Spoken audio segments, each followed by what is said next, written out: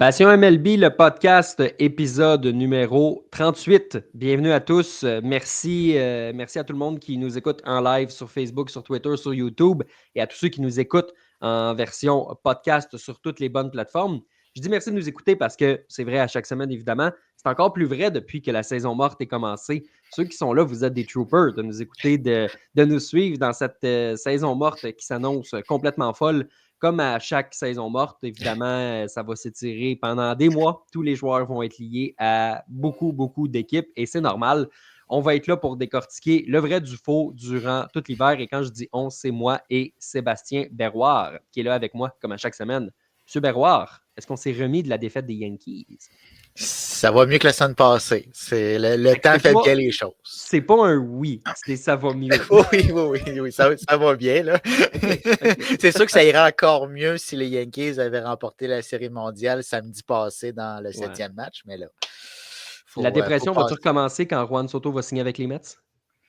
Ben, c'est sûr que ça aidera pas à s'en remettre, là, mais faut passer à autre chose, faut passer à la prochaine saison, quoi qu'il arrive, autant pour Juan Soto, s'il signe ailleurs, ben, il va falloir se revirer de bord sur un 10 à New York, parce que, veut pas, les Dodgers vont être encore là. Si Juan Soto arrive avec les Mets, ils vont être là. Il y a d'autres équipes, donc on doit progresser, on n'a pas le choix, là. Évidemment, la saison morte est commencée depuis quelques jours déjà. Donc, en fait, au lendemain de la Série mondiale, les contrats des joueurs sont venus à échéance et il y avait 5 jours pour discuter avec les autres équipes, mais pas de contrat, Sébastien. Ça veut dire que pendant 5 jours, officiellement, là, il n'y a eu aucun maraudage. Les équipes ont appelé pour dire à Juan Soto, « Ouais, écoute, mon Juan, moi, dans le fond, je serais intéressé à t'avoir. Okay. J'aurais de la place, écoute, au champ droit. Ouais, je comprends. Tu pourrais peut-être frapper, écoute, 2e, 3e dans l'alignement. Ouais. Écoute, il y a nos gros joueurs ici, là, ils aimeraient vraiment ça t'avoir. Ouais. Combien tu m'offres? Rappelle-moi la semaine prochaine. Mais c'est ça, on jasait de quoi, là? C'est de la pluie puis du beau temps, puis... Ben oui. C'est ça, tu sais, voir qu'on n'a pas parlé de chiffres. C'est ça.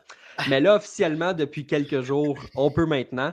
Donc, c'est le retour à la normale après la folie des séries. Et Sébastien, qui dit retour à la normale, dit retour du bloc chez les Blue Jays de notre podcast, parce qu'évidemment, c'est un bloc qui avait absolument pas lieu d'être en cours de séries éliminatoires, avec raison. Et là, les Blue Jays qui reviennent par la force des choses, comme bien des équipes dans le portrait. Donc, allons-y avec chez les Blue Jays. OK! Blue Jays!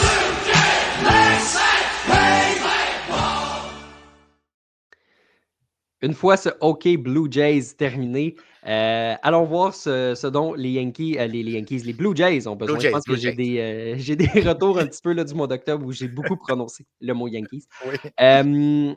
Sébastien, les Blue Jays, comme dans les dernières saisons mortes, vont être sur le cas de beaucoup de joueurs.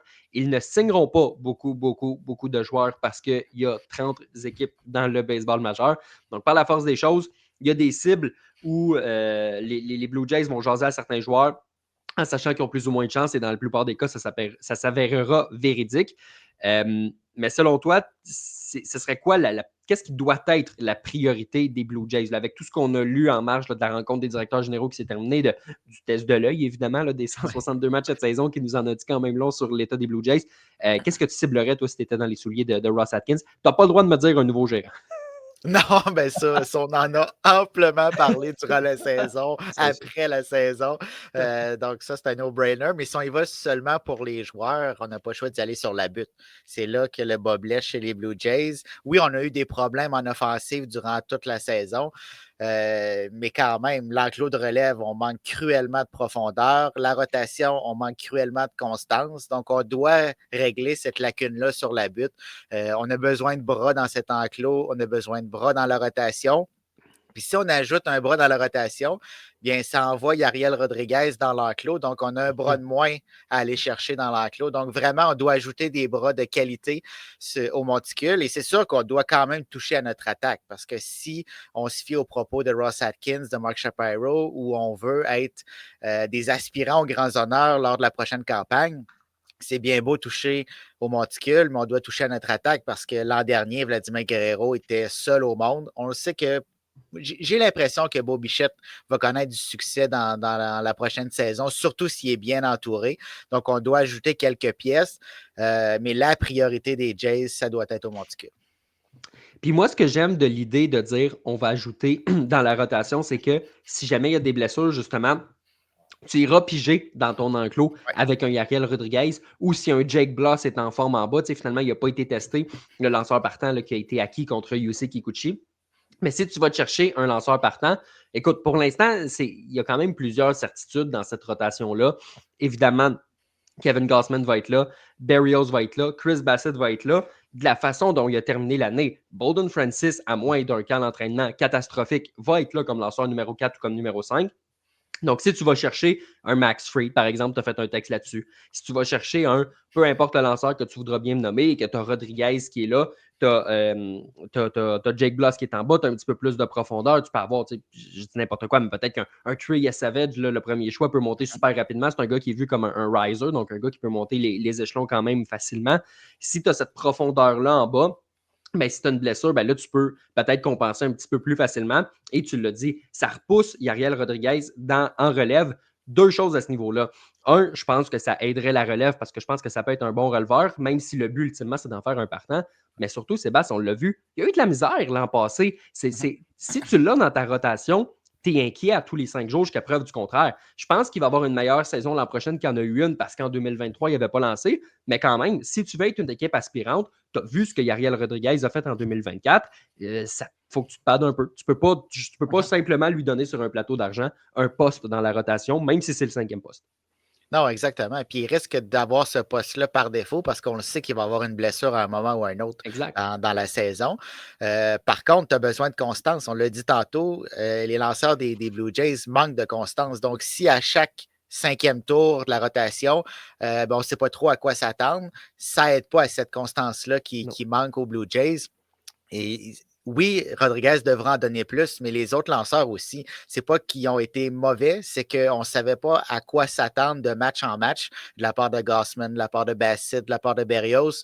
Donc, ce trio de tête-là devra être meilleur, devra être plus constant.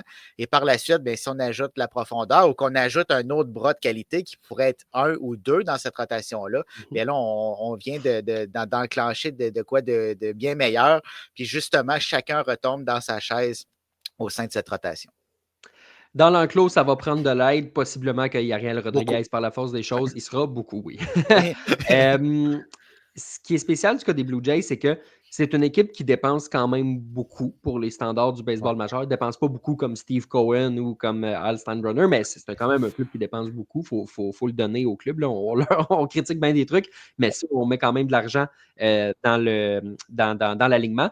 Ceci étant dit, avec les engagements financiers qu'il y a déjà en vue de la prochaine saison, chaque sou va quand même être compté. C'est pour ça qu'il y a des possibilités de se dire est-ce qu'un Jordan Romano, par exemple, pourrait être coupé à sa dernière année avant l'autonomie parce que justement, il revient d'une blessure, il y a beaucoup d'incertitudes, puis tu peux avoir plus de valeur pour un gars qui va gagner 7-8 millions de dollars dans ton enclos. Fait il risque d'y avoir des changements, même là où on pensait qu'il allait avoir des certitudes. Là, des Jordan Romano puis des Eric Swanson, si je t'avais dit il y a un an, les Blue Jays vont les couper, tu m'aurais dit oh, ouais, c'est des morceaux les plus importants, mais des lanceurs de relève, c'est tellement volatile, ça change tellement rapidement. Tu peux être bon une année puis pourri l'autre. Moi, mon meilleur exemple, c'est Craig Kimbrell, qui du jour au lendemain, tu l'as amené en 8e manche avec les White Sox et depuis 4 ans ou à peu près, il n'est jamais redevenu le même. Ça casse excessivement rapidement un lanceur de relève, puis c'est ce qui fait en sorte que 2023, ça a été extraordinaire ou du moins excellent pour les Blue Jays. 2024, ça a été catastrophique. Donc, tu n'as pas le choix d'apporter des gros changements et de revirer chaque pierre pour voir chaque possibilité là, pour l'enclos en 2025. Oui, exactement. Ça change d'une année à l'autre. Je vais donner un autre exemple. Luke Weaver avec les Yankees, qui avait la pire moyenne de points mérités l'année précédente, et là, qui se présente avec les Bombardiers, qui est devenu l'homme de la situation, qui fait des sauvetages de 5 retraits. Donc, ça change tellement vite d'une année à l'autre. On n'a aucune idée de ce que Luke Weaver va être l'an prochain. On ne le sait pas. Donc, tu dois négocier avec ça. Puis dans le cas de Romano, je ne sais pas s'il va être coupé, mais ça ne doit pas être l'homme de la situation en 9e manche si les Blue Jays veulent faire un bout de chemin en 2025. Là, on l'a vu, beaucoup trop d'inconstance. Ouais. Si tu le places dans une situation où il est en 7e, il est en 8e, semble beaucoup plus confiant quand il arrive dans ces situations-là. Quand il revenait de blessure, des fois, on l'essayait dans ce genre de circonstances-là. Donc, ça prend un bras qui va terminer les rencontres. Ce ne sera pas Erik Swenson. On vient de le mentionner. Il ne faut pas que ce soit Romano. Donc, il faut aller le chercher quelque part, ce bras-là. Puis, ça va en prendre plus qu'un aussi. Là.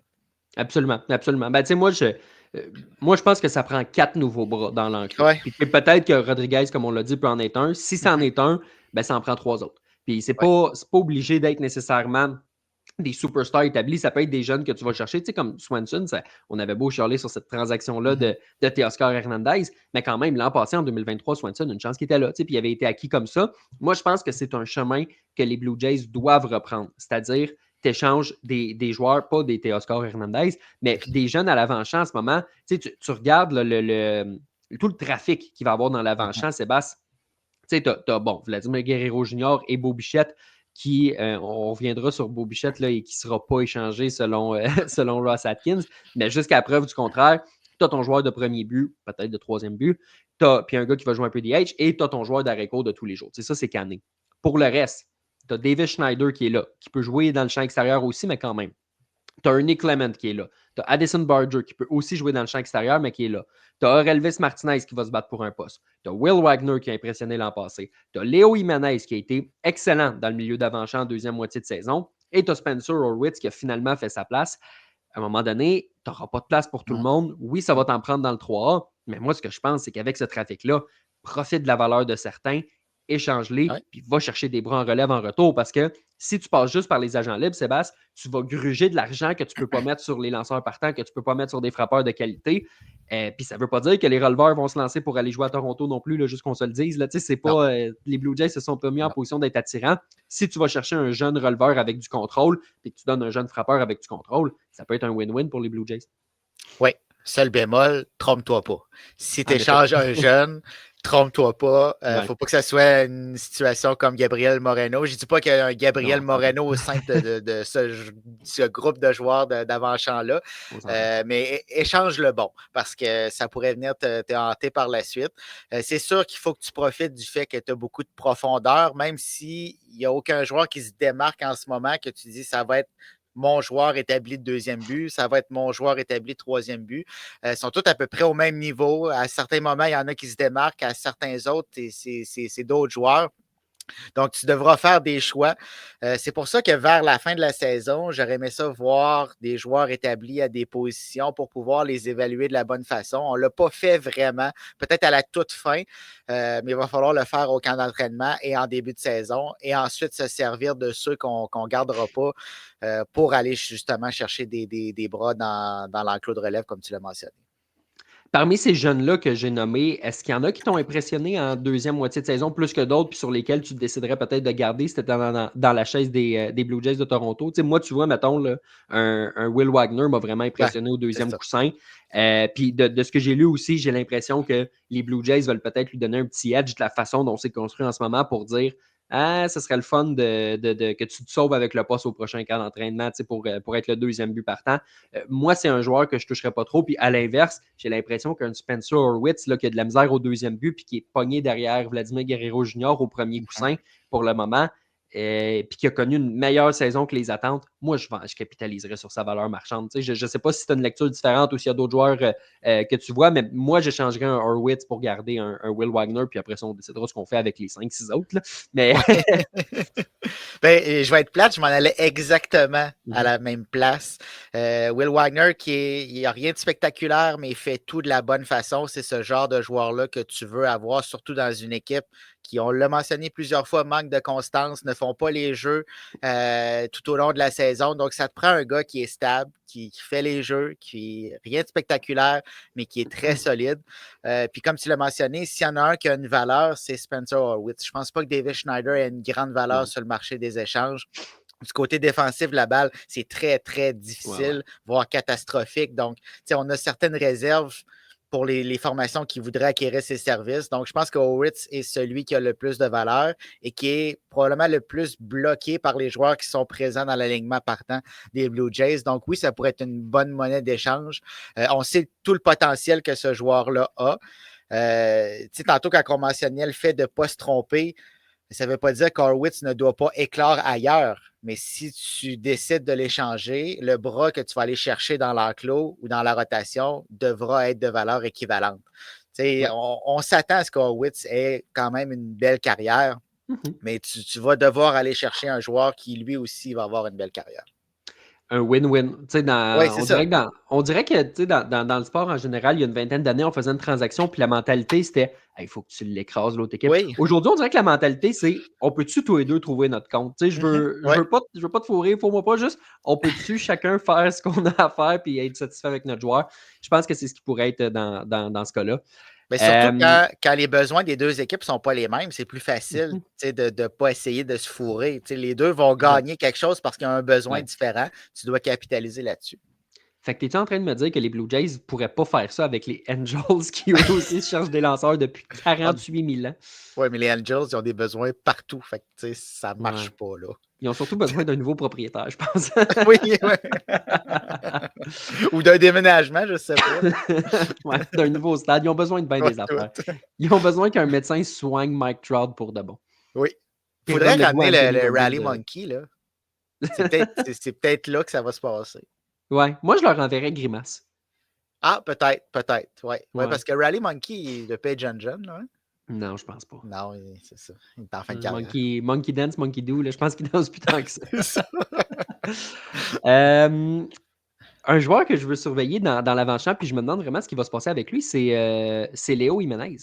Parce que Léo Jiménez, c'est un joueur qui a pris beaucoup de répétitions à l'arrêt-court quand Bo Bichette s'est blessé. Il est capable de jouer au deuxième but. C'est un très bon joueur défensif. Ceci dit, Will Wagner, on a vu qu'il y a eu une certaine éclosion quand il est arrivé dans le baseball majeur. Bo Bichette va revenir. Ernie Clement est un petit peu plus vétéran, même s'il n'y a pas beaucoup de millage dans le baseball majeur, mais plus établi. Ça a été un joueur important l'an passé. Je me demande jusqu'à quel point Léo Jiménez, sans dire qu'il faut l'échanger demain matin, il n'a plus sa place, mais jusqu'à quel point son coup de bâton un petit peu plus déficient va faire en sorte qu'il va peut-être se retrouver pris un petit peu par rapport au rôle qu'il avait l'an passé. Oui, puis si tu veux l'échanger, quelle valeur il a sur le marché? Je suis vraiment pas sûr qu'il va y avoir beaucoup d'équipes qui vont se battre pour ses services. Donc, je pense que ça va être un cas de 3A. Il va être un petit peu entre les deux. Ça va être le gars qu'on va rappeler quand on va avoir besoin, qu'on va redescendre quand l'alignement va être complet. Ça ne veut pas dire qu'il n'y aura pas un excellent camp d'entraînement qui va forcer la main de l'état-major des Blue Jays. Mais pour le moment, je ne le vois pas dans les plans à long terme de l'équipe. Non, c'est ça. On verra bien ce que ça va donner. Ouais. Puis, ben, regarde, Elvis Martinez, il essaiera de se racheter un peu. Oui, c'est ça. Ben, lui, il n'a pas le choix, là. Non, c'est ça. il a manqué son opportunité. Il a manqué le bateau l'an passé, là, parce qu'il y en aurait eu des répétitions. Mais bref, oui, on se répète. Oui, on se répète, mais tout pointait vers son arrivée dans des circonstances, entre guillemets, idéales, parce qu'il y aurait eu toutes les chances du monde de se faire valoir. Il est arrivé ce qui est arrivé. Voilà. L'artisan de son propre malheur. Oui. Plusieurs questions sur les Blue Jays ici. On en a une aussi un petit peu plus tard, Olivier, là, sur Juan Soto. On y reviendra. Jean-Michel, quand on parlait de Romano, il nous dit je dirais que quand tu as un peu plus de blessures, le coaching des lanceurs n'est jamais en mesure de te replacer ou de te faire passer à un autre niveau. Est-ce que tu es d'accord avec ça? Ben oui, je suis d'accord avec ça. Dans le cas de Romano, par contre, ça n'a jamais été simple. Blessure ou pas, ça a toujours été compliqué quand il se présentait sur la butte. Il n'a jamais eu de longues séquences où on se sentait complètement en confiance avec Romano sur la butte. Donc, oui, il y a le facteur blessure. Oui, il y a le facteur du point de vue du personnel d'entraîneur qui n'est peut-être pas capable de le développer comme on l'aurait voulu. Mais je n'ai pas l'impression qu'on peut aller beaucoup plus loin que ce qu'on a vu avec Jordan Romano jusqu'à maintenant. On a David qui nous a posé plusieurs questions. Une ici, si Soto s'amène avec les Blue Jays, bye Bichette, est-ce que tu as la même lecture de la situation en gardant en tête que c'est improbable que Soto signe à Toronto, mais quand même, ils sont sur le cas, ils vont lui parler, ils vont faire un pitch de vente. Donc, là où il y a de la vie, il y a de l'espoir, comme on dit. Oui, c'est pas totalement impossible, mais moi, dans cette optique-là, si tu vas chercher Soto, pourquoi échanger Bichette? Dans le sens que, est-ce que tu vas avoir quelque chose de bien meilleur que Bo Bichette? Est-ce que tu vas avoir un joueur d'arrêt court établi qui va pouvoir prendre cette position si importante dans l'alignement des Jays. Si tu vas chercher Juan Soto, c'est pour gagner et gagner dès maintenant. On sait que le contrat de Bichette arrive à terme à la fin de la prochaine saison. Donc, pour moi, tu gardes Bichette, tu essaies au moins de gagner l'an prochain. On verra par la suite. Puis Bichette ne peut pas faire pire que présentement. Imaginez Beau Bichette comme premier frappeur de l'alignement devant Juan Soto. Je pense que la donne change aussi. Là. Absolument. Puis, tu sais, ça serait comme un peu comme la même situation qu'avec les Yankees, sauf que dans ce cas-là, ce serait Soto qui aurait le contrat à long terme, mais dans le sens où il y avait Judge à long terme, on va chercher à Soto pour 1 an. Là, si tu vas chercher Juan Soto, tu te dis, ben écoute, j'ai Guerrero, j'ai Bichette, on y va avec une espèce de last dance, puis même s'il n'y a pas eu de première danse ni de deuxième danse, ça serait pas mal la première, mais tu essayes de gagner avec ce groupe-là. Donc non, j'ai la même lecture de la situation que toi. Les Jays vont avoir besoin de lanceurs et d'un vrai receveur numéro 1, nous mentionne David encore.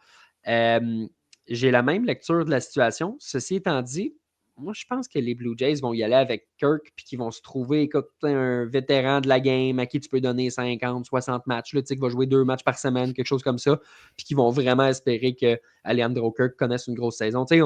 On a échangé Moreno en sachant que éventuellement, Danny Jensen allait devenir joueur autonome et qu'il avait des chances de le perdre. Je pense que depuis quelques années, le plan est de miser sur Kirk. Puis même si je suis conscient qu'il faudrait en donner moins à Kirk, je pense pas que c'est le plan des Blue Jays. Puis je pense qu'ils veulent mettre leur argent ailleurs. Ben, on l'avait, notre receveur numéro 1, on l'a laissé aller. Donc, à partir du moment où on l'a laissé aller, tu dois vivre avec le plan que tu avais parce que tu as beaucoup d'autres lacunes à adresser avant d'adresser cette lacune, si on peut dire ainsi, au poste de receveur. Parce que oui, Kirk, on s'entend que c'est très difficile défensivement. Ça a été difficile au bâton également. Mais par contre, s'il frappe dans le bas de l'alignement puis que ton haut de l'alignement est très solide, avec, par exemple, là, on extrapole, mais on vient d'en parler avec un Juan Soto, puis on ajoute une autre pièce à cet alignement de frappeur-là, Alejandro Kirk te fait beaucoup moins mal dans le bas de l'alignement. Puis défensivement, oui, c'est pas extraordinaire, mais c'est pas catastrophique non plus. Donc, tu es capable de vivre avec un Kirk s'il est bien secondé par un autre receveur avec l'expérience. Tu ne peux pas mettre un jeune derrière Alejandro Kirk en ce moment si tu espères gagner quoi que ce soit. Ça ne te prend pas juste Brian Serven ou quelqu'un dans ce genre-là. Ouais. Croyez-vous aux chances des Jays de signer Bregman au 3e but ou, comme David nous mentionne, un Kim Alareco si jamais un Beau Bichette est échangé? Je pense que les Blue Jays ont des chances de signer un gars comme ça. Je pense qu'ils vont s'essayer certainement dans ces cas-là. Moi, un Seon Kim, là, je trouve qu'il a fait du beau travail à San Diego. Oui. Si ma mémoire ne fait pas défaut, je pense que les Blue Jays étaient sur le cas aussi il y a 3 ans quand il a signé pour la première fois à San Diego. Puis finalement, il s'est développé en un superbe joueur qui peut jouer un peu partout. On lui a donné les clés de la récours avant de se blesser, évidemment, cette saison en 2024 en tassant Xander Bogaerts du côté du 2e coussin. Donc oui, ça pourrait être des possibilités. Puis pour ce qui est de Bregman, moi, j'ai l'impression qu'ils ont des chances. Je n'ai pas l'impression que c'est ce que je souhaite à aucune formation parce que je pense que Sébastien, Alex Bregman, il peut devenir le mauvais contrat de la clause d'agent libre 24-25. Je pense que c'est un contrat qui peut très, très mal vieillir. S'il y a surenchère, puis son agent, c'est Boras. C'est pas impossible qu'il aille chercher un beau contrat.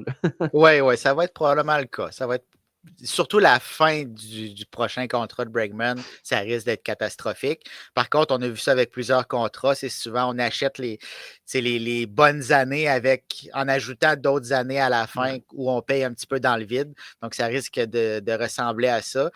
Par contre, je vois plus Bregman avec une équipe qui est très près de gagner, qui a un besoin de 3e but. Les Jays ont un besoin de 3e coussin, mais je pense qu'il va falloir ajouter beaucoup plus de pièces que seulement Alex Bregman pour espérer gagner. Donc, il va falloir commencer par le monticule, comme on l'a mentionné.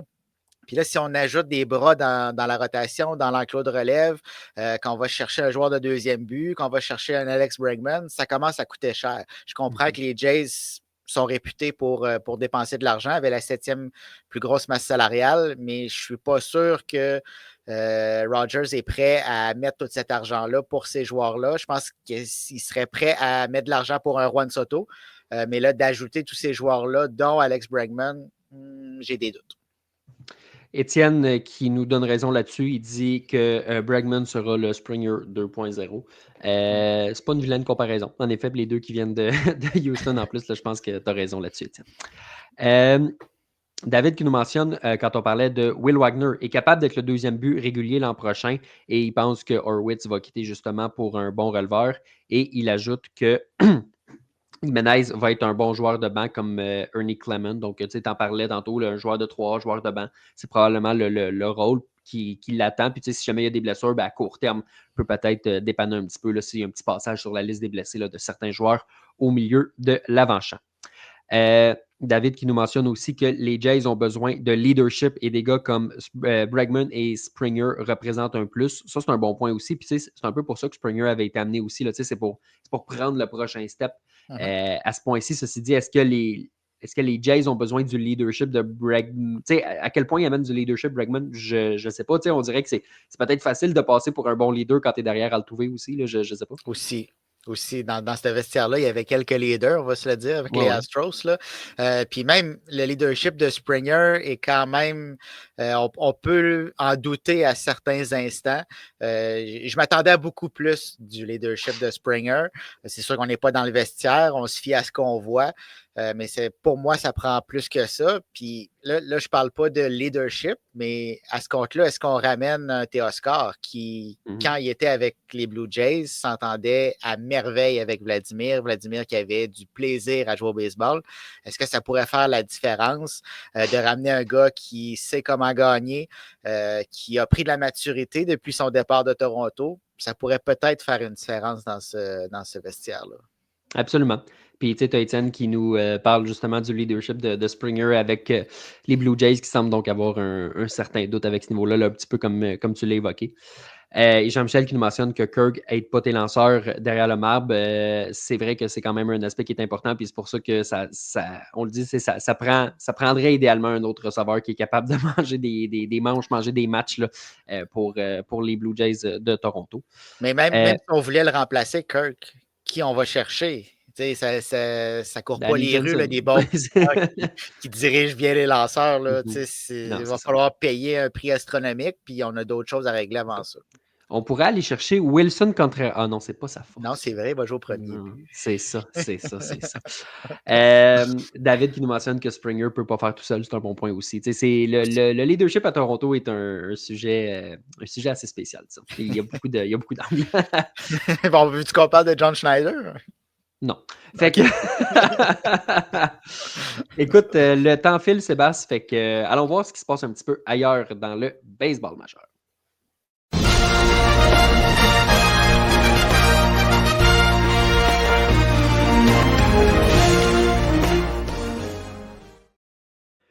Je te lance la question directement parce que ça concorde avec un des points de qui on voulait parler. Olivier qui nous demande: croyez-vous encore possible que Juan Soto soit de retour avec les Yankees en 2025? Mot pour mot, la question de la saison morte. Exactement. Puis pour ma part, j'y crois de moins en moins. T'sais, si tu m'avais posé cette question-là il y a un mois, j'aurais dit oui. C'est encore très, très, très possible. Mais j'ai vraiment l'impression que Steve Cohen et les Mets de New York sont à 100%, à 150%, à 200% sur le dossier Juan Soto. Je ne vois pas comment les Mets peuvent échapper Soto. On le sait, Soto, il veut de l'argent, c'est normal. Il veut sa vraie valeur, il va l'avoir. Ça prendrait vraiment un écart minime entre les Mets et les Yankees pour que finalement Soto décide de revenir avec les Yankees. Puis ce qui risque d'arriver, c'est Cohen va dire à Soto: regarde, va prendre tes offres ailleurs, reviens-moi. Si tu décides d'aller avec les Yankees parce qu'on a un petit écart, ben je vais combler. Si on était à 725 millions chez les Mets, 700 chez les Yankees. Puis pour Juan Soto, ce serait suffisant pour aller avec les Yankees, mais Cohen va mettre 750. J'ai l'impression qu'il n'y a aucune limite pour le propriétaire des Mets en ce moment. C'est ce qui me fait penser que Juan Soto risque d'être un membre des Mets dans les prochaines semaines. Moi, tu vois, je pense encore qu'il va revenir avec les Yankees. Je pense que les Yankees vont mettre l'argent sur la table. Je pense que cet écart-là dont tu parles, que Cohen va monter, ça va arriver, mais les Yankees vont répliquer, puis ça va monter. On va monter jusqu'où? Ça va monter haut. Ça va monter haut. Mais je pense que les Yankees vont avoir le dernier mot. Je pense qu'il a bien aimé son année-là, puis que l'écart va être assez minime. Parce que je pense que les Mets vont avoir la plus grosse offre. Ça, je suis d'accord. J'ai même très, très peu de doutes à ce niveau-là. Mais je pense pas qu'il est autant stické sur je vais prendre la meilleure offre possible. Puis je pense que l'écart peut être plus grand qu'on pense pour aller chercher un contrat avec les Yankees. Ceci étant dit, le scénario que tu m'as énuméré, vraiment pas impossible non plus. Oui, mais je serais le plus heureux si Juan Soto revenait à New York. Chez les Yankees, on a absolument besoin de Juan Soto dans l'alignement. C'est lui qui nous a amenés en série mondiale. Ça change complètement cette organisation-là. Mais j'ai vraiment peur que Steve Cohen mette ce qu'il faut pour que Juan Soto ait du côté obscur de la force et se retrouve avec les Mets. Parce que, tu sais, oui, si l'écart est minime entre les deux, il a aimé son passage à New York dans le Bronx. La relation avec les partisans était extraordinaire. Pourquoi aller voir ailleurs si c'est nécessairement mieux? Mais je pense que du côté des Yankees, on va avoir une limite. On va arriver à un moment où on va se dire on n'ira pas plus loin que cette offre-là. C'est là que l'écart risque de se creuser. On verra bien. Évidemment, on s'attend à ce que Soto signe dans les prochaines semaines. Il va avoir, comment ça s'appelle, les assises d'hiver entre le 8 et le 11 décembre, dis-moi si je me trompe. Ouais. Puis c'est à ce moment-là qu'on s'attend de voir Juan Soto signer un petit peu dans les mêmes eaux que Shohei Ohtani l'an passé. Puis après ça va probablement faire débouler le marché un petit peu plus facilement. Donc, il nous reste un bon mois de spéculation quand même sur le cas de Juan Soto. Parlant des Mets, nous demande Olivier, pensez-vous que Pete Alonso sera de retour à New York? Autre question importante durant la saison morte. Encore là, j'ai l'impression que oui.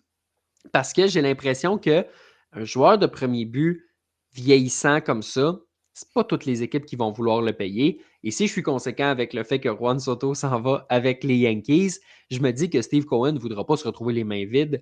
Il sait que l'ours polaire est capable de faire du bon travail à New York.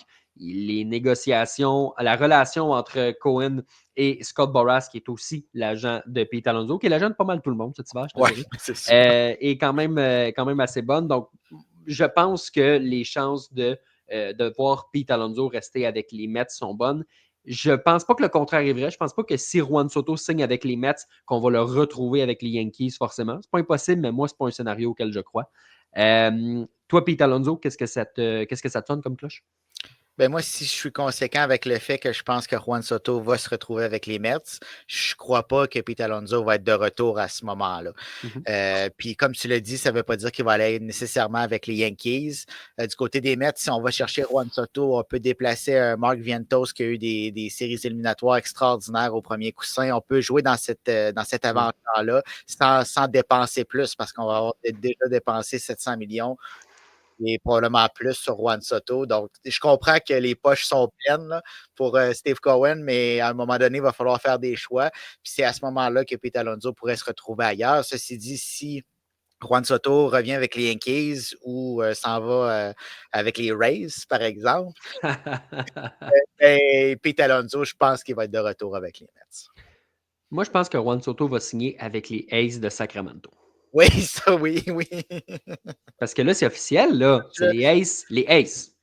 Oui, les Aces de Sacramento. On ne peut pas dire les Aces de Sacramento parce que sinon, là, il y a Rob Manfred qui va nous dire « Hey ». Oui, il va dire ça. Non, ça fait peur. Oui, j'ai peur. Là. Je pense que je vais aller me cacher. Mais je pense que le propriétaire des Aces aime beaucoup mieux voir Aaron Judge frapper des circuits dans son stade que Juan Soto dans son équipe. Oui, mais tu vois, il n'avait pas parlé de Juan Soto, il avait juste parlé de Judge. Fait que c'est ce qui me fait dire que Juan Soto n'ira pas là. Lui, ce qu'il veut voir, c'est Aaron Judge. Je comprends, tu as raison. Tu apportes vraiment des bons points. Une chance que tu es là pour me ramener. Tout ça est logique. Là. Écoute.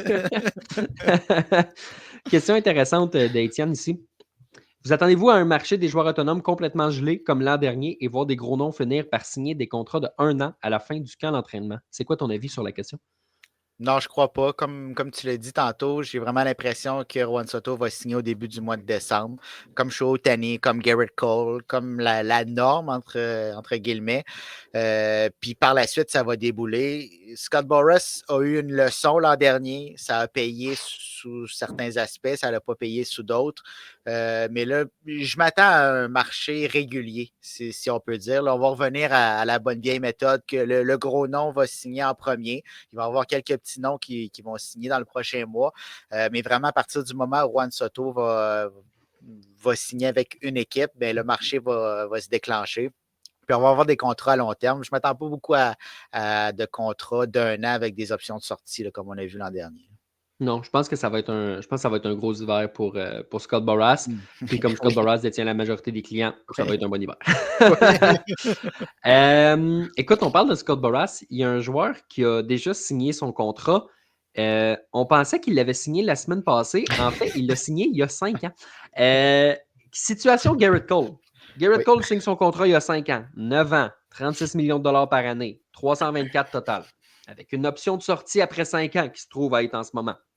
Et si les Yankees voulaient empêcher l'option de sortie, on pouvait lui donner une 10e année en 2029 à 36 et l'empêcher de sortir. Donc, ce qui ferait, à partir de maintenant, 5 ans, 180.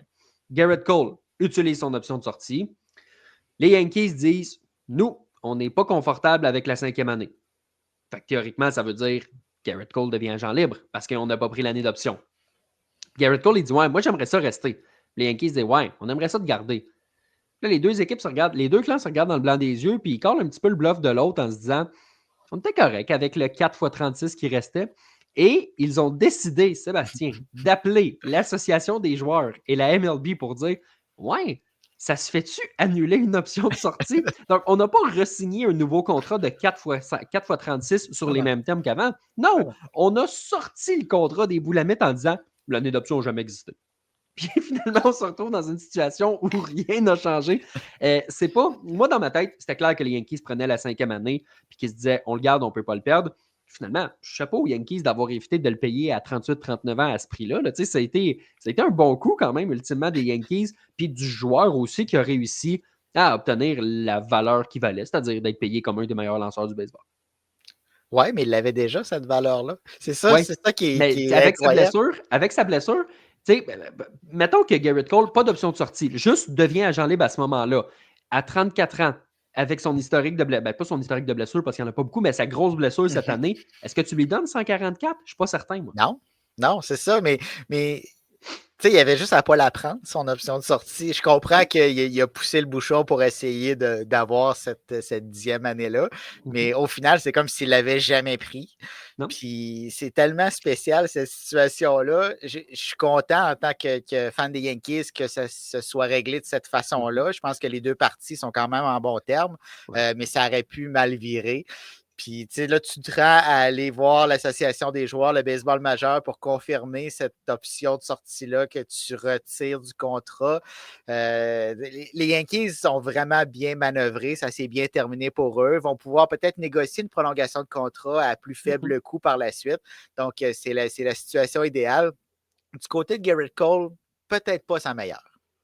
Non, mais comme le match, comme la 5e manche du match numéro 5. OK, trop tôt? Trop tôt? C'est ça. OK, c'est correct, on apprend les limites. Restons dans le domaine des lanceurs un petit peu. Et écoute, restons dans le domaine de Scott Boras, encore une fois, grosse vedette de l'hiver. Corbin Burnes, qui a connu une belle saison chez les Orioles de Baltimore. Qu'est-ce qu'attend Corbin Burnes? Est-ce que c'est encore la réponse plate de il va aller signer chez les Mets? Peut-être. Moi, ce que je pense, c'est qu'il ne retournera pas avec les Orioles. Les Orioles vont combler sa perte en allant chercher un autre lanceur, Max Fried ou whoever. Là, on a besoin de bras dans cette rotation-là à Baltimore également, mais je ne vois pas Burnes retourner avec les Orioles. Donc oui, il va signer un gros contrat, probablement avec une grosse équipe. Et quand on pense à grosse équipe, on pense bien sûr aux Mets de New York. Par contre, du côté de Boston, on entend beaucoup son nom circuler. On entend aussi le fait qu'on veut dépenser un petit peu plus qu'on le fait par le passé. Ce sera pas Est-ce qu'on veut être full throttle à Boston? Non, je pense qu'on va juste passer au prochain niveau, ce qui est pas nécessairement difficile à faire. Mais là aussi, on a besoin de bras. Donc, il va falloir en ajouter. Si tu en ajoutes un de la qualité de Burns, bien, ça change complètement ta rotation partante. On n'ira pas en chercher 18. On va aller probablement chercher un ou deux, dont un bon. Et le nom de Burns fait beaucoup de sens. Donc, les Mets, oui. Les Red Sox, mais je ne le vois pas retourner à Baltimore. Non, moi non plus. J'ai l'impression que ce ne sera pas Baltimore. Boston, c'est vrai que ça va leur prendre un gros lanceur. Mettons un Chris Sale ou quelque chose comme ça. Un gars qui peut diriger ta rotation. Là. On a eu quoi donc pour Chris Sale? On a eu un joueur qui n'a pas beaucoup joué dans le baseball majeur. Il était supposé être un bon arrêt-court puis qui finalement est un deuxième but ordinaire. On a eu quoi pour Mookie Betts? Jeter. Jeter down. C'est ça. Ça va bien à Boston. Hein? Oui, c'est le fun de bouger avec Boston. Oui. Moi aussi, donc, tout ça pour dire. Moi pour vrai, j'ai l'impression que ça va être les Mets pour Corbin Burns. J'ai l'impression qu'ils vont vouloir aller chercher un gros lanceur. Je ne sais pas jusqu'à quel point ils vont être capables de ramener tout le band de l'an passé. Là, les Sean Manea, puis Luis Severino, etc. Je ne sais pas s'ils vont tous les ramener. Imagine un Corbin Burns puis un Juan Soto dans le même hiver. Et si on dit que c'est beaucoup, ben c'est pas mal ce que les Dodgers ont fait l'an passé avec Ohtani et Yamamoto. Ouais, c'est pas pour un gros marché comme ça, c'est pas impossible pour vrai de penser que les deux pourraient débarquer. Puis ben, ça ferait une grosse série de championnats l'an prochain entre Los Angeles et New York s'ils se reprennent encore une fois. La revanche. Mais revanche. Si tu vas chercher Juan Soto, il ne faut pas que tu fasses ça dans le vide. Il faut peut-être chercher des bras dans la rotation. C'est bien beau avoir Juan Soto dans ton alignement de frappeur, mais si tu donnes 7 points par match, mais tu n'es pas plus avancé. Donc oui, ça va prendre un Juan Soto, mais ça va prendre des bras qui vont t'amener loin dans les matchs, ce que fait Corbin Burns. Absolument. Olivier qui nous mentionne en lien avec Cole, c'est comme si Cole avait changé d'idée après s'être sorti de son contrat. Moi, je pense pas qu'il a changé d'idée. Je pense qu'il a bluffé puis que les Yankees ont callé son bluff. Puis que lui a callé le bluff des Yankees comme quoi que personne ne voulait partir ultimement. On n'a jamais eu peur que Garrett Cole ne lance pas à New York. Là. Ça aurait pu être sur les termes d'un nouveau contrat, mais à aucun moment, je ne sais pas toi Sébastien, mais à aucun moment, je me suis dit hey, Garrett Cole va peut-être lancer ailleurs en 2025. Ça, je n'y ai jamais cru. Non, ça aurait été très surprenant, mais on a quand même été à 1 heure que ça se produise. On a réglé ça 1 heure avant la date limite. Mais tu sais, même s'il n'y avait pas eu ce contrat-là et qu'il était vraiment tombé agent libre, moi, je pense qu'il aurait retrouvé une façon de signer à New York. Je l'imaginais vraiment pas ailleurs. Là. Je pense pas qu'il veut déménager ce gars-là. Blake Snell. Blake Snell qui a gagné le Cy Young à San Diego. Tu te dis, il va être en position d'aller tout chercher. Puis finalement, ben, ça a été l'hiver des petits contrats avec option de sortie. Et c'est l'un des rares clients de Scott Boras qui l'a utilisé. Bon, probablement que Matt Chapman l'aurait utilisé aussi s'il n'avait pas signé son contrat de 151 millions de dollars, mais on s'entend. Blake Snell, qu'est-ce qui l'attend de son côté? Moi, je n'envisage pas nécessairement un retour à San Francisco. Je pense qu'on va aller voir ailleurs, un peu comme un Kevin Gausman l'avait fait. Tu vas signer un contrat à San Francisco pour reprendre la valeur, puis tu t'en vas cacher ailleurs. J'ai vraiment l'impression que ça va se passer. Est-ce que les Yankees seront encore dans le portrait? L'an passé, il y aurait eu une belle offre de contrat qui aurait été sur sa table. C'est possible, mais j'ai l'impression qu'écoute, à peu près toutes les équipes qui vont avoir besoin d'un lanceur vont s'intéresser à son cas. Oui, exactement. Moi aussi, je ne pense pas qu'il va retourner à San Francisco, mais pourquoi pas un retour à San Diego, par contre. Ça se peut. Les Padres, on regarde les Dodgers, on a passé à un match de les sortir en séries éliminatoires. Les Dodgers, on s'entend, vont être encore plus forts l'an prochain. Donc, il va falloir bouger chez les Padres si on veut essayer de matcher la puissance des Dodgers. Puis quand on arrive contre Los Angeles, bien, tout peut arriver dans une série, mais on a besoin d'avoir une formation qui est très solide pour pouvoir les tenir jusqu'au bout. Donc, il va falloir faire des acquisitions et un Blake Snell dans une rotation partante, même si on a d'excellents lanceurs à San Diego, ça ne fait pas de tort. Absolument, absolument. On a quelques questions, Sébastien, qu'on se gardera pour la période de questions un petit peu plus tard, là, qui ne concernent pas nécessairement les joueurs de qui on comptait parler, mais il y en a un de qui on comptait parler et c'était Roki Sasaki, qui est un lanceur qu'on évalue probablement meilleur que Yoshinobu Yamamoto, qui a signé l'an passé avec les Dodgers. Patrick nous demande la possibilité de voir Roki Sasaki avec les Dodgers. Vous voyez ça comment? Patrick, s'il est disponible, on va l'apprendre dans les prochains jours probablement, s'il est disponible pour signer dans le baseball majeur cet hiver, les Dodgers, on parle d'eux comme les grands favoris du dossier. Les Dodgers qui ont annoncé hier ou avant-hier, vouloir y aller avec une rotation à 6 partants.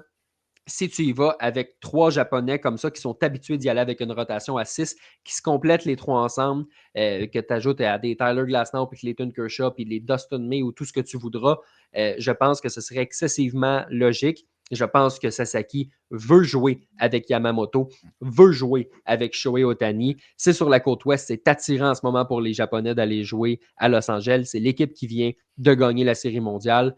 Écoute, ça se peut qu'il signe ailleurs, mais On voit ça comment? Moi, je vois ça à 97,3%. Là. Oh, c'est précis, ça. Oui. On dirait un poste de radio, là. 97,3. Oui, c'est ça. Je vois pas comment il pourrait se retrouver ailleurs qu'avec les Dodgers.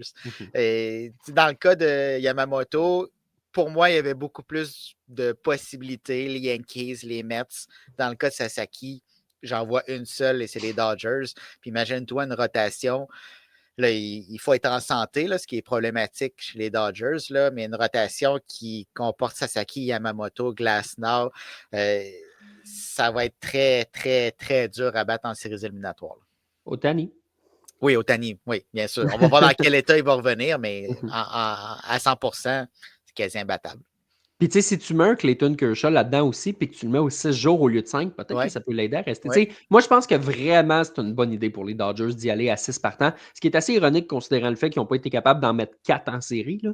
Mais puis là, tu vas en mettre 6 au lieu de 5. Mais tu sais, Shohei Ohtani est un joueur gratuit. Tu n'as pas besoin d'un joueur de plus parce qu'il est déjà sur le roster comme frappeur de choix. Quand tu es les Dodgers, à partir de l'an prochain, tu vas rouler avec un alignement de 27 joueurs. Avec Shohei Ohtani qui joue les deux rôles. Fait que tu peux te permettre. Je pense que s'il y a une équipe qui peut se permettre une rotation à 6 partants, c'est bien les Dodgers de Los Angeles. Fait que, avec Sasaki, ce serait excessivement logique.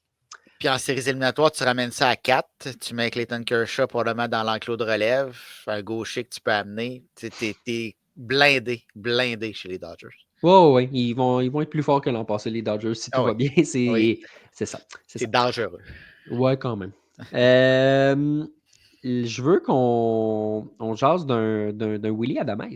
Willy Adames qui est le gros joueur d'arrêt-court de la classe de cette année. L'an passé, il n'y en a pas eu. Les 2 autres années d'avant, c'était le festival du joueur d'arrêt-court. Il y en avait, il en pleuvait des joueurs d'arrêt-court.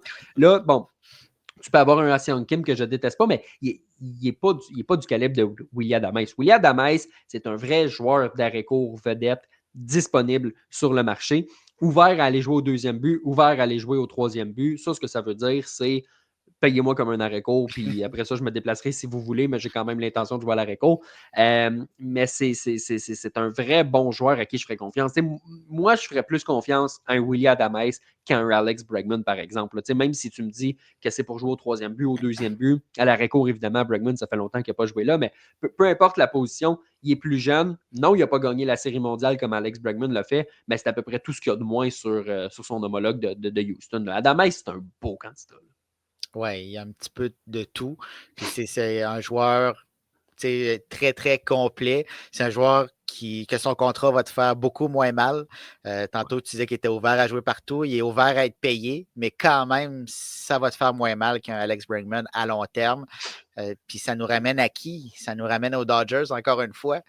Et on a un trou à l'arrêt-court. Oui, on veut ramener Mookie Betts à l'avant-champ, mais on va le placer au 2e but. Mookie Betts, ce n'est pas un joueur d'arrêt-court. Il a fait son possible l'an dernier, mais c'est un joueur de 2e but et de champ extérieur au champ droit. Donc, on a un trou à l'arrêt-court. Tu vas chercher un Willy Adames. Il n'y a plus de trou dans cette formation-là. Là. Partout, tu as un joueur qui est capable de faire le travail. Tu n'as aucun trou, tu n'as aucune faiblesse. Le rôle offensif pour les lanceurs adverses est très difficile à passer au travers. Donc, on entend son nom circuler à Los Angeles depuis 1 an. Il y a de fortes chances que finalement, Willy Adames se retrouve avec les Dodgers, cette fois-ci sur le marché des joueurs autonomes. Teoscar Hernandez, est-ce qu'il va retourner lui, avec les Dodgers parce qu'on sait que c'est son souhait? Ouais. Moi, si je suis les Dodgers, j'essaie de ramener ce gars-là. Là. Il a été important en séries éliminatoires. Ils ne seront pas seuls. Moi, un club que je veux surveiller dans ce dossier-là, c'est les Red Sox de Boston. Parce que les Red Sox, tu l'as dit, veulent dépenser un petit peu plus. On a mentionné les Red Sox, les Orioles aussi qui ont été discutés par John Morosi un petit peu plus tôt jeudi. Un Teoscar Hernandez a été très clair l'an passé quant à son intérêt de jouer avec les Red Sox. L'offre n'était pas au rendez-vous. Je pense que s'il y a une offre qui est au rendez-vous, Boston, c'est plus proche de la République dominicaine que Los Angeles. Je te dis pas qu'il s'en va assurément à Boston, là, parce que je pense qu'il s'est bien. Il y a eu bien du fun à Los Angeles l'an passé. Mais je pense que si Boston met une offre compétitive sur la table, l'attrait d'une formation comme celle des Red Sox qui l'attirait l'an passé, je pense que ça peut le faire résister Boston. Surtout dans l'optique où il a gagné. S'il arrivait avec les Red Sox en se disant je veux gagner un championnat parce que j'en ai pas gagné puis c'est ma priorité, c'est une autre histoire parce que les Red Sox sont quand même très loin d'un championnat présentement. Là, tu viens de gagner. Si l'offre est au rendez-vous, bien oui, c'est une très forte possibilité qu'il se retrouve à Boston. Je ne pense pas que ça va se faire dans les prochains jours, prochaines semaines. Je pense que c'est un dossier qui va prendre du temps à se régler parce que les Dodgers vont attendre. Puis Teoscar, j'ai l'impression qu'il va attendre aussi l'offre des Dodgers, voir qu'est-ce que ça donne, si ça fait du sens en comparaison avec les autres formations, les autres offres qu'il va recevoir. Mais c'est sûr et certain que si Boston revient à la charge, avec cette fois-ci une offre sérieuse, parce que de ce qu'on entendait, c'était pas très sérieux l'an dernier. Les Red Sox n'étaient pas sérieux tout court, donc c'est sûr que leur offre n'était pas sérieuse à ce moment-là, bien, ça pourrait faire la différence. Mais je pense quand même que la priorité de Teoscar, ce serait de rester avec les Dodgers dans cet environnement qu'il a tant aimé avec les joueurs avec lesquels il a évolué cette saison. Quand tu gagnes un championnat, les liens qui se forment sont tellement forts que tu veux retourner dans cet alignement-là qui risque fort de gagner un autre championnat l'an prochain. Absolument, absolument. Un nom dont on parle moins, Anthony Santander, qui a quand même été un des rares frappeurs ambidextres de l'histoire à frapper au moins 40 circuits dans une saison. Est-ce que les Orioles vont être capables de le retenir? Encore là, j'ai pas l'impression. J'ai l'impression que Santander va se retrouver ailleurs. Ce qui pourrait se retrouver avec les Yankees si jamais Juan Soto allait avec les Mets ou avec une autre formation. Les Yankees, si tu perds Juan Soto, tu as besoin de un ou peut-être même deux voltigeurs ajoutés à ton alignement parce qu'on va laisser aller Alex Verdugo. J'ai vraiment l'impression. Puis Santander est un fit quand même parfait, frappeur ambidex. De la gauche, a beaucoup de puissance, va pouvoir se servir de la petite clôture dans la droite. Donc, c'est le genre de joueur que tu pourrais placer au champ gauche, mettre un Jason Dominguez au centre et remettre finalement Aaron Judge dans la droite à sa position naturelle où ça va être beaucoup moins taxant pour lui. Donc, ce serait une possibilité, les Yankees. Mais encore là, je n'ai pas l'impression qu'il va retourner à Baltimore. J'ai hâte de voir ce que ça va donner. Écoute, je ne veux pas faire un Scott Boras de moi-même en y allant d'un jeu de mots, mais j'ai hâte de voir il va s'entendre avec quelle équipe. Oh là là là là. C'est pas du tout tiré par les cheveux. Hein? Ouais. D'ailleurs, on en parle-tu? T'es aimes-tu, toi, les jeux de mots de Scott Boras quand il fait à peu près 8000 jeux de mots par conférence de presse? Ben, j'aime pas Scott Boras à la base. Donc, de là à aimer ses jeux de mots par la suite, je te dirais non. OK. Moi, je trouve ça divertissant. Oui. Ben, c'est que des fois, ça va un petit peu trop loin. Tu sais, après 3, on a fait le tour. Tout le temps, oui, tout le temps. Mais c'est le fun. Écoute, mais tu sais, c'est fou l'attrait de ce gars-là. Tu sais, il arrive avec son gros drapeau en arrière, Boras Corporation, puis il arrive, puis il a l'air d'un DG qui se présente. Là. Tu sais, c'est fou là, à quel point ces conférences de presse sont prisées. Là. On dirait que le monde arrête de tourner quand Scott Boras est là. J'aime pas ça, moi. Non, c'est sûr que ça amène quelque chose qu'on n'avait pas vu auparavant. C'est assez unique. Je ne sais pas à quel point c'est bon pour le baseball. C'est pas. Ouais, non, lui, il s'en fout complètement. Je dis pas que c'est mauvais, mais je ne sais pas à quel point c'est bon. On se situe un petit peu entre les deux. À certains moments, je suis sûr qu'il nuit au monde du baseball. À certains autres, par contre, je pense qu'il amène quelque chose que personne d'autre peut amener. En effet. Sébastien, le temps file. On pourrait possiblement y aller avec la période de questions.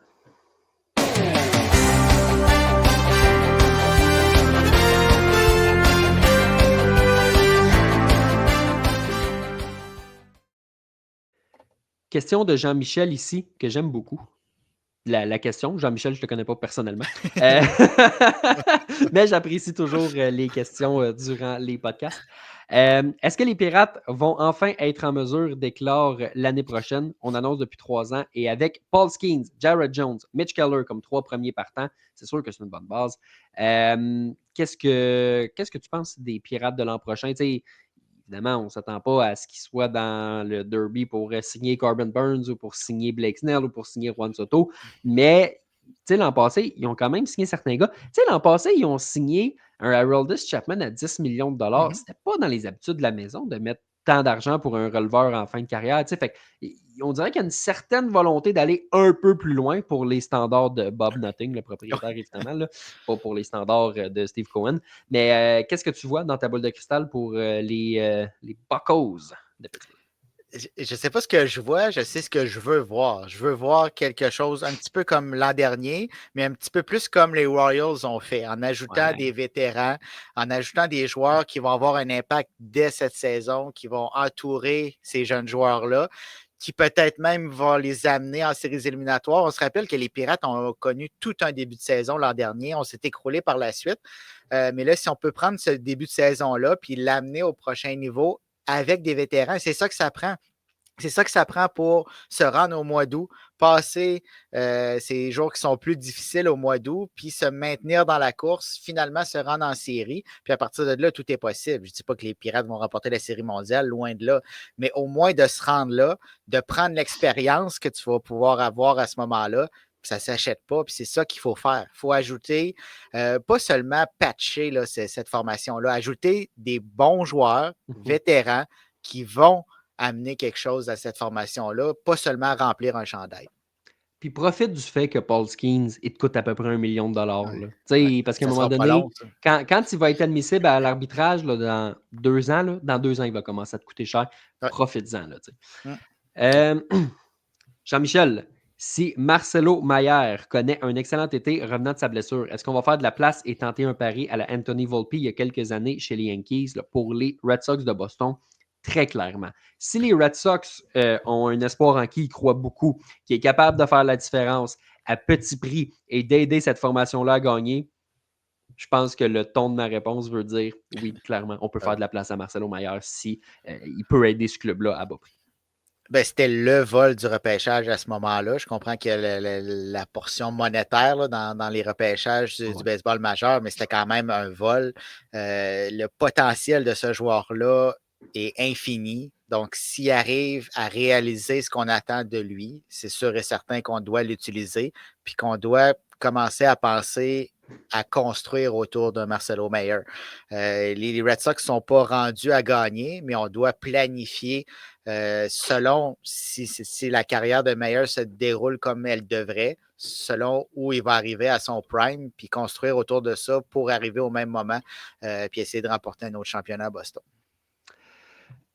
Tantôt, quand on parlait de Dames, il y a Martin qui nous a demandé si ce n'est pas les Dodgers, avec quelle équipe vous voyez. Je pense sincèrement que les clubs de New York vont s'essayer pour le 3e coussin.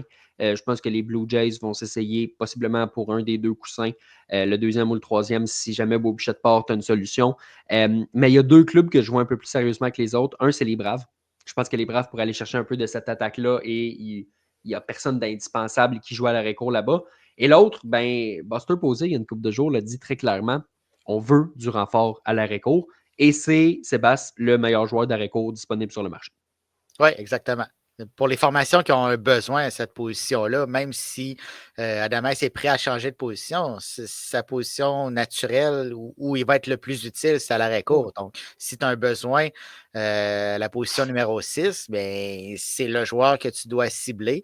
Là, encore là, ça va être plate, mais je vais ramener les Mets de New York. Il y a une rumeur qui circule comme quoi déjà une offre aurait été sur la table pour Adames. Je ne sais pas à quel point c'est vrai. Mais on pourrait le placer un peu n'importe où dans cet avant-champ-là à New York. Si on ne va pas chercher Juan Soto, on va aller chercher d'autres joueurs. Ça pourrait être Willy Adames. On a besoin de profondeur. On veut gagner très bientôt. Donc, ça cadre très bien dans ce portrait-là. Mais ils ne seront pas seuls. Là, comme tu l'as mentionné, il va y avoir d'autres formations qui ont des besoins à cette position-là qui vont être de la danse. Il y a Étienne ici qui nous demande les Twins ont été une déception l'an dernier. Quel agent libre réaliste pourrait les aider? Le mot réaliste. Et moi, je le mets en place. Écoute, si on veut être réaliste, prends tous les gros noms disponibles puis coupe ça. parce que les Twins coupent dans le gras. Ils Mhm. veulent pas mettre beaucoup d'argent. Puis, tu sais, ils sont en processus d'être vendus. Tu veux pas ajouter un gros contrat, tu sais, qui pourrait peut-être compliquer la vente ou quoi que ce soit. Je pense que ça va être très tranquille comme hiver chez les Twins. Tu sais, un nom de qui on n'a pas nécessairement parlé, puis qui ne gagnera pas nécessairement une fortune. Est-ce qu'un Gleyber Torres pourrait débarquer là? Moi, je pense que c'est le genre de pari qu'on pourrait prendre chez les Twins de dire, au même titre qu'on avait été chercher un Gary Sanchez à la fin à New York, allons piger dans les. C'est le genre de joueur peut-être que je verrais là. Parce qu'on a besoin de renfort. Puis, c'est ce qu'on peut nier avec la question de Martin ici. Est-ce qu'Édouard Julien va commencer avec les Twins? Pas forcément. Mhm. Avec la saison qu'il a connue, on va peut-être vouloir aller chercher du renfort justement au deuxième coussin pour donner un challenge à Édouard Julien, puis le forcer justement à faire un gros camp d'entraînement pour faire sa place dans l'équipe. Donc, moi, j'ai l'impression que si on va chercher des joueurs, ça pourrait être comme ça, une espèce de Gleyber Torres de ce monde, là, qui ne devrait pas avoir un marché hyper robuste non plus. Là, il va y avoir plusieurs équipes qui vont s'intéresser, mais il n'y aura pas de surenchère pour Gleyber. Là. Non, je pense pas. Par contre, on le sait, on a des problèmes en défensive du côté des Twins, surtout au deuxième but, parce qu'Édouard Julien n'est pas le meilleur à cette position-là défensivement. Ouais. En ajoutant Gleyber Torres, tu ne t'améliores pas du côté défensif de la balle. C'est sûr que tu as plus de puissance, mais je pense vraiment que Torres va être payé plus cher que sa vraie valeur. Donc, est-ce que ce serait une bonne chose pour les Twins d'aller chercher un joueur comme ça? Je ne crois pas, alors qu'on a quand même, j'allais dire des réponses à l'interne. Ce n'est pas nécessairement des réponses, mais on a de jeunes joueurs qui peuvent prendre cette place-là en attendant justement qu'on soit vendu, en attendant qu'on décide que finalement, on essaie de passer au prochain niveau. Je ne suis pas sûr que Gleyber Torres fit vraiment dans cette optique-là. Je le verrais plus aller, mettons, avec les Royals. Gleyber Torres, les Royals qui sont en progression, qui ont un certain besoin à cette position-là. Je pense que le fit serait meilleur. Mais avec les Twins, on peut s'attendre à un peu n'importe quoi. D'une année à l'autre, on ne sait pas trop dans quelle direction ils vont. Durant la saison, ils changent de direction, donc tout est possible. Sébastien, ça met fin aux questions qu'on a dans notre banque de questions ici par nos auditeurs sur Facebook, sur Twitter et sur YouTube qui nous écoutent en live. Donc, merci beaucoup à tout le monde d'avoir été là et de nous avoir écoutés, de jaser de baseball. On dirait que je termine un oral de secondaire 3 en disant merci de nous avoir écoutés, mais on en est là dans le podcast. C'est pas faux, là. Juste une petite question avant. Là. Il y a Jean-Michel qui nous Non, dit t'as dit que Julien. c'était fini. Ouais, mais c'est pas grave, moi je décide que c'est pas Okay. fini. Jean-Michel a posé une question, puis moi je réponds. Oui, puis t'as dit que tu l'aimais, Jean-Michel, fait que. Voilà, c'est ça. C'est parce que c'est Jean-Michel. Oui. Est-ce que Édouard Julien a le droit d'aller dans les ligues d'été parce que tant qu'il doit s'améliorer contre les lanceurs gauchers, sinon il ne sera pas en mesure de s'installer? Oui, il a le droit. Puis je ne vois pas nécessairement s'il a envie de le faire. Je pense pas que les Twins y mettraient des bâtons dans les roues à ce niveau-là. Là. Non, il doit travailler. Le plus qu'il va travailler, premièrement, il va démontrer à l'organisation qu'il est sérieux puis qu'il veut s'améliorer. Puis il a besoin de ces répétitions-là parce qu'il n'y en a pas eu tant que ça durant la dernière saison. Donc, il a besoin de prendre ce rythme-là pour pouvoir s'établir comme un joueur régulier dans le baseball majeur. Absolument. Donc, je disais merci à tout le monde de nous avoir écoutés sur Facebook, sur Twitter et sur YouTube. Et à tous ceux, Sébastien, qui nous écoutent dans un format podcast plus habituel. Disons. Oui, format podcast qu'on va placer dans quelques minutes sur toutes les bonnes plateformes. Donc, vous pourrez réécouter cet épisode-là et aussi abonnez-vous sur toutes les plateformes que vous pouvez pour construire cette communauté où on peut jaser de baseball à chaque semaine. Et bien sûr, sur notre site web passionmlb.com où on a tous les épisodes du podcast, également tous les articles qu'on publie à chaque jour sur l'actualité. Donc, suivez-nous pour savoir évidemment ce qui se passe dans le baseball majeur dans les prochaines semaines, prochains mois. Merci d'avoir été à l'écoute et nous, on se dit à la semaine prochaine.